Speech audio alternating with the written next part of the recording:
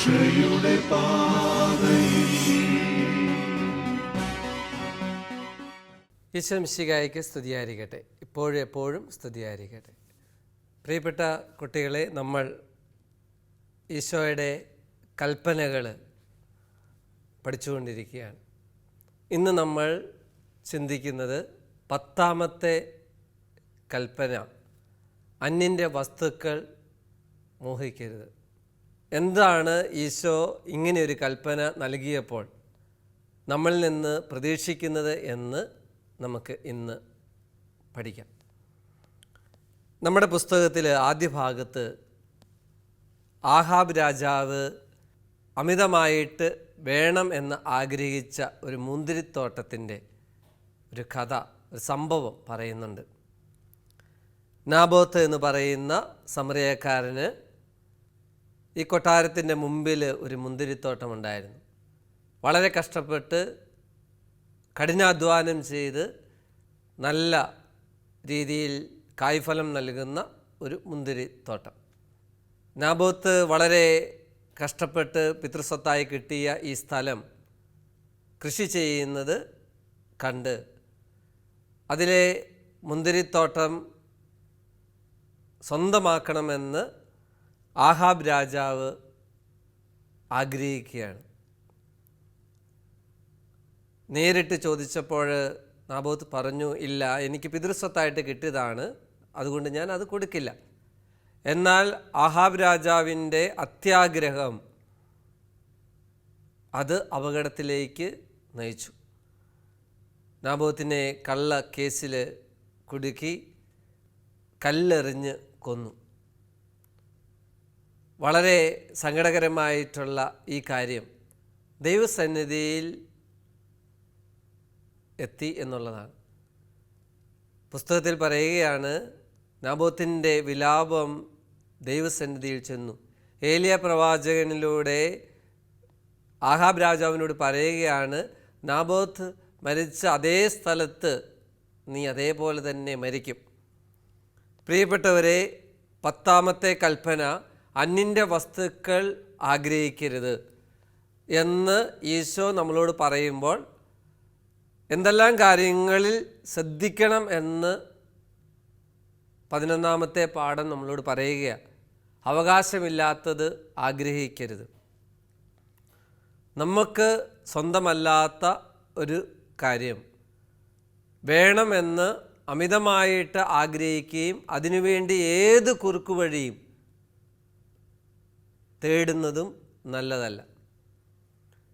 ഒരുപക്ഷെ നിങ്ങളുടെ ക്ലാസ്സിലിരിക്കുമ്പോൾ നിങ്ങൾക്ക് അടുത്തിരിക്കുന്ന കൂട്ടുകാരൻ്റെ ബോക്സിലോ ബാഗിലോ കാണുന്ന ചില ചിത്രങ്ങളാവാം, ചില പേനയാവാം, ചില കളർ പെൻസിലുകളാവാം. അത് നേടണം, അത് കിട്ടണം എന്ന് ആഗ്രഹിക്കുകയും അതിനുവേണ്ടി പല കാര്യങ്ങൾ ചെയ്യുകയൊക്കെ ചെയ്യുന്നത് നല്ലതല്ല. അതുപോലെ നമുക്ക് ഇന്ന് പഠിക്കുവാനുള്ള ഒന്നാണ് ദ്രവ്യാസക്തിയെക്കുറിച്ച്. അത് എങ്ങനെയാണ് കാണേണ്ടത്, ഏത് രീതിയിലാണ് ദ്രവ്യാസക്തി നമ്മളെ അപകടപ്പെടുത്തുന്നത് എന്നൊക്കെ നമുക്ക് കാണണം. സ്വത്ത് സമ്പാദനത്തെക്കുറിച്ച് നല്ലൊരു കാഴ്ചപ്പാടുണ്ടാവണം. സ്വത്ത് സമ്പാദിക്കുന്നതിൽ തെറ്റില്ല. എന്നാൽ നമ്മൾ കഴിഞ്ഞ ദിവസം പത്രത്തിൽ വായിച്ചു, നമ്മുടെ രാജ്യത്ത് സമ്പത്തിൻ്റെ 90% കയ്യിൽ വച്ചിരിക്കുന്നത് വെറും 10% ആളുകളാണ്. ഞാൻ വായിച്ചത് ഓർക്കുന്നു, ലോകത്ത് ഉൽപ്പാദിപ്പിക്കുന്ന ഭക്ഷണത്തിൻ്റെ ഭൂരിഭാഗവും ഉപയോഗിക്കുന്നത് കുറച്ച് ശതമാനം ആളുകളാണ്. അപ്പം ഈ സ്വത്ത് സമ്പാദനം നമുക്ക് ആവശ്യമുള്ളത് സമ്പാദിക്കുന്നതിൽ ഒരു തെറ്റുമില്ല, അത് വേണം. ഫ്യൂച്ചറിന് ആവശ്യമായിട്ടുള്ള സേവിങ്സ് നല്ലതാണ്. എന്നാൽ ഒരാളെ ചൂഷണം ചെയ്തുകൊണ്ട് മറ്റുള്ളവർ സ്വത്ത് സമ്പാദിക്കുന്നത് നല്ലതല്ല. അതിമോഹം.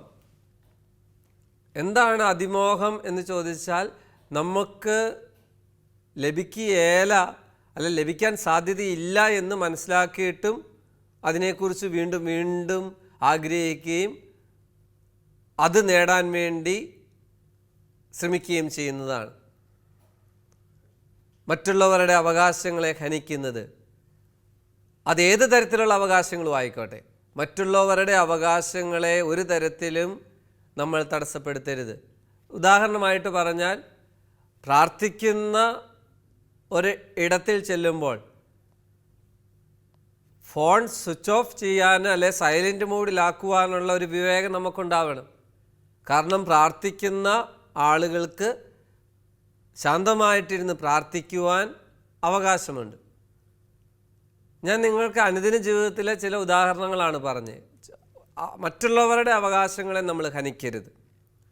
അതുപോലെ പ്രകൃതിയെ സംരക്ഷിക്കണം. പ്രകൃതിയെ സംരക്ഷിക്കുന്നതിനെക്കുറിച്ച് നിങ്ങൾക്ക് പ്രത്യേകമായിട്ട് ഞാൻ പറഞ്ഞു തരേണ്ട കാര്യമില്ല. വേസ്റ്റ് വലിച്ചെറിയുന്നതിലൂടെ, പ്ലാസ്റ്റിക് കത്തിക്കുന്നതിലൂടെ മറ്റുള്ളവരുടെ ചില അവകാശങ്ങളെ നമ്മൾ ഹനിക്കുകയാണ്. എല്ലാവർക്കും ശുദ്ധവായു ലഭിക്കണം എന്നുള്ള ആഗ്രഹമുണ്ട്. ആ ആഗ്രഹത്തെ, അവകാശത്തെ ഹനിക്കുകയാണ് നമ്മൾ പ്ലാസ്റ്റിക് കൂട്ടിയിട്ട് കത്തിക്കുമ്പോൾ. അപ്പോൾ നമുക്ക് അവകാശമില്ലാത്തത് ആഗ്രഹിക്കാതിരിക്കാം. പുറപ്പാടിൻ്റെ പുസ്തകത്തിൽ നമ്മൾ ഇങ്ങനെ വായിക്കുക, നിൻ്റെ അയൽക്കാരൻ്റെ യാതൊന്നും മോഹിക്കരുത്, അയൽക്കാരൻ്റെ ഭവനത്തെയോ വയലിനെയോ കാളയെയോ കഴുതയോ ഒന്നിനെയും. ചിലവർക്ക് അസൂയയാണ്. അസൂയ, അവർക്കതുണ്ടല്ലോ, ഞങ്ങൾക്ക് ഇതില്ലല്ലോ. ചിലവരുണ്ട് പെയിൻ്റ് അടിച്ച വീട്ടിൽ അറിഞ്ഞോ അറിയാതെയോ, അറിയാത്ത ഭാവത്തിൽ അറിഞ്ഞുകൊണ്ട് ചെളി വാരി തേൽക്കുന്ന ആളുകളെ ഞാൻ കണ്ടിട്ടുണ്ട്. പ്രത്യേകിച്ച് വഴി സൈഡിലൊക്കെ ചെളി വാരി എറിഞ്ഞ് അതിനെ വൃത്തികേടാക്കുക. നമ്മൾ അനാവശ്യമായിട്ടുള്ള കമ്പാരിസൺ നിർത്തുക. ഓരോ വീടും സാധിക്കുന്ന രീതിയിൽ സ്വർഗമാവട്ടെ. വലിയ വീടുകൾ എപ്പോഴും എല്ലാ കാര്യത്തിലും മാതൃകയാവണമെന്നില്ല. ചെറിയ കുടുംബങ്ങൾ ചിലപ്പോൾ ചില കാര്യങ്ങളിൽ എല്ലാവർക്കും മാതൃകയായിരിക്കും. അതുകൊണ്ട് നമുക്ക് അനാവശ്യമായിട്ടുള്ള കമ്പാരിസൺ, താരതമ്യം കുറയ്ക്കാം. ദ്രവ്യാസക്തി, പണം എങ്ങനെ ഉണ്ടാക്കണം, എങ്ങനെയും പണം ഉണ്ടാക്കുവാൻ വേണ്ടി എന്തും ചെയ്യുന്ന ചില ആളുകളെ നമ്മൾ കണ്ടിട്ടുണ്ട്.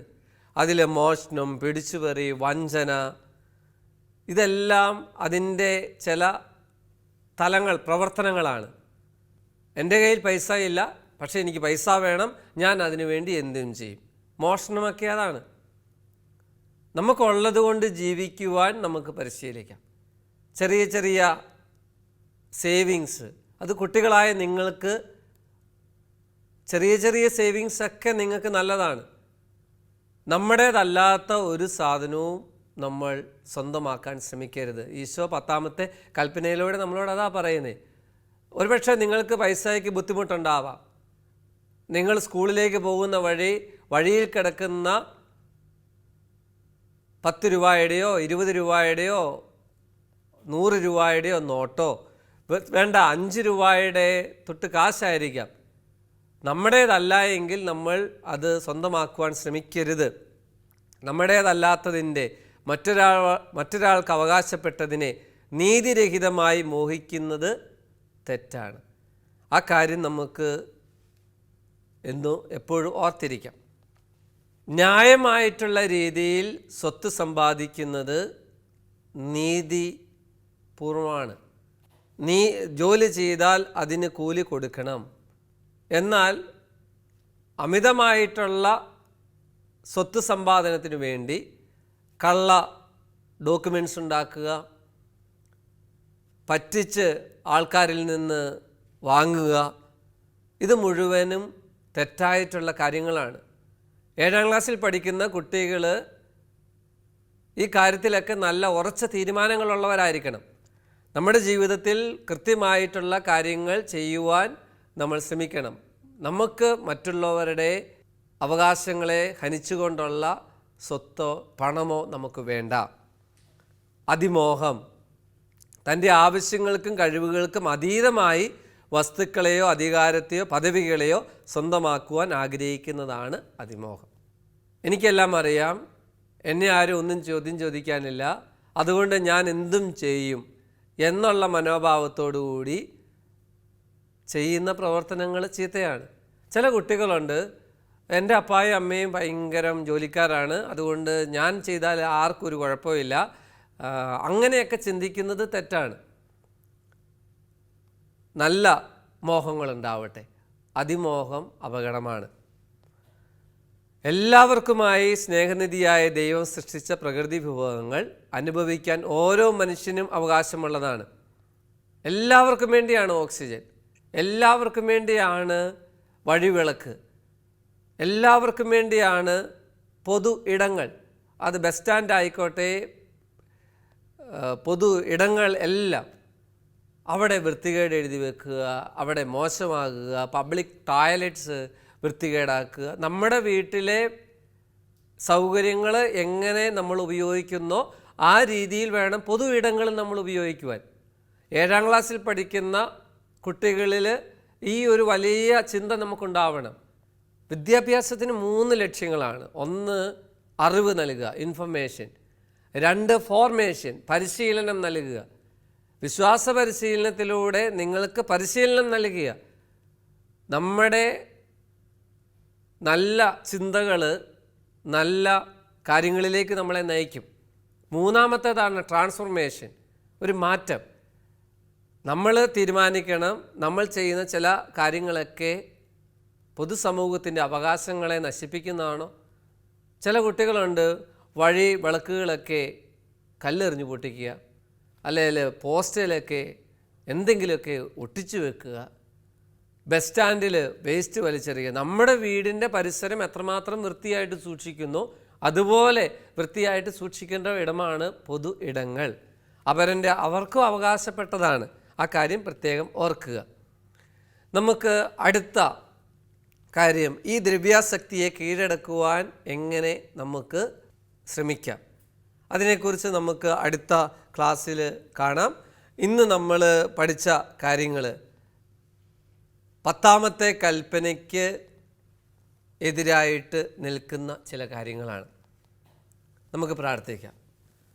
ഈശോയെ, അങ്ങയുടെ കൽപ്പനയായ അന്യൻ്റെ വസ്തുക്കൾ മോഹിക്കരുത് എന്നുള്ള കൽപ്പന എൻ്റെ അനുദിന ജീവിതത്തിൽ എപ്പോഴും പൂർണ്ണമായിട്ട് പാലിക്കുവാൻ എന്നെ പരിശീലിപ്പിക്കണമേ. സാഹചര്യത്തിൻ്റെ സമ്മർദ്ദത്തിൽ ചിലപ്പോഴൊക്കെ അറിഞ്ഞോ അറിയാതെയോ മറ്റുള്ളവരുടെ അവകാശങ്ങളെ, മറ്റുള്ളവരുടെ സൗകര്യങ്ങളെ തട്ടിയെടുക്കുവാൻ ഞാൻ പരിശ്രമിച്ചിട്ടുണ്ടോ? അത് ഒരുപക്ഷെ സമയമാവാം, പണമാവാം. ഈശോയെ, മറ്റുള്ളവരുടെ അവകാശങ്ങളെ ഖനിക്കാത്ത ഒരു വ്യക്തിത്വത്തിൻ്റെ ഉടമയാക്കി എന്നെ മാറ്റണമേ. ഈശോയെ, നല്ല രീതിയിൽ സമ്പാദിക്കുവാനും മറ്റുള്ളവരുടെ അവകാശങ്ങളെ മാനിച്ചുകൊണ്ട് നല്ല രീതിയിൽ ജീവിക്കുവാനും ഒരു തരത്തിലുമുള്ള അസൂയയുടെ വിത്ത് എൻ്റെ ഹൃദയത്തിൽ ഇല്ലാതായിരിക്കുവാനും ഈശോയെ അനുഗ്രഹിക്കണേ. സാമൂഹ്യജീവിയായ ഞാൻ സമൂഹത്തിന് എന്നും ഒരു മാതൃകയായിട്ടുള്ള ഒരു വ്യക്തിയായിട്ട് മാറ്റണമേ. ഈശോയെ, ഞങ്ങളുടെ വളർച്ചയുടെ പാതയിൽ നല്ല ശീലങ്ങൾ തുടരുവാനും വേണ്ടാത്ത ദുശ്ശീലങ്ങളെ മാറ്റുവാനും അനുഗ്രഹിക്കണേ. ഈശോ മിശിഹായിക്ക് സ്തുതിയായിരിക്കട്ടെ.